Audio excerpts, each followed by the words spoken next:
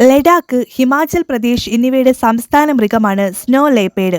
മലയാളത്തിൽ ഇവയെ മഞ്ഞുപുലി, ഹിമപുലി എന്നീ പേരുകളിൽ അറിയപ്പെടുന്നു. പൂച്ചവർഗത്തിലെ ജീവികളിൽ ഏറ്റവും അധികം വംശനാശ ഭീഷണി നേരിടുന്ന ജീവി ഇവയാണ്.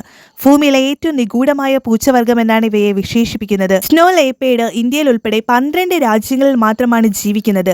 ലോകത്തിലെ മഞ്ഞുപുലികളിൽ 60% ചൈനയിലാണ് കാണപ്പെടുന്നത്. China, Bhutan, Nepal, India, Pakistan, Afghanistan, Russia, Mongolia, Uzbekistan, Tajikistan എന്നീ രാജ്യങ്ങളിലാണ് പ്രധാനമായും മഞ്ഞുപുലികളെ ഇതുവരെ കണ്ടെത്തിയിട്ടുള്ളത്.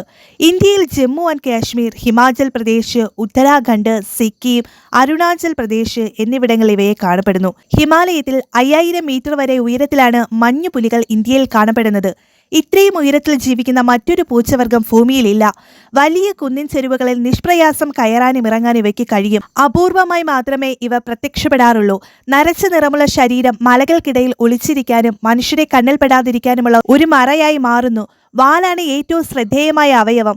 വാൽ കൂടാതെ 5 അടി വരെ മാത്രമേ മഞ്ഞുപുലികളുടെ ശരീരത്തിന് നീളമുണ്ടാകൂ.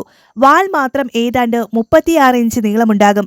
മറ്റ് പൂച്ചവർഗ്ഗങ്ങളെ പോലെ ഗർജിക്കാനുള്ള കഴിവ് ഇവയ്ക്കില്ല. ഒറ്റയ്ക്കാണിവ സഞ്ചരിക്കുന്നത്. അതിരാവിലെയും രാത്രിയുമാണ് ഇരതേടൽ. പ്രജനനകാലം ജനുവരി മുതൽ മാർച്ച് വരെയാണ്. 2 വർഷത്തിലൊരിക്കൽ പ്രസവിക്കും.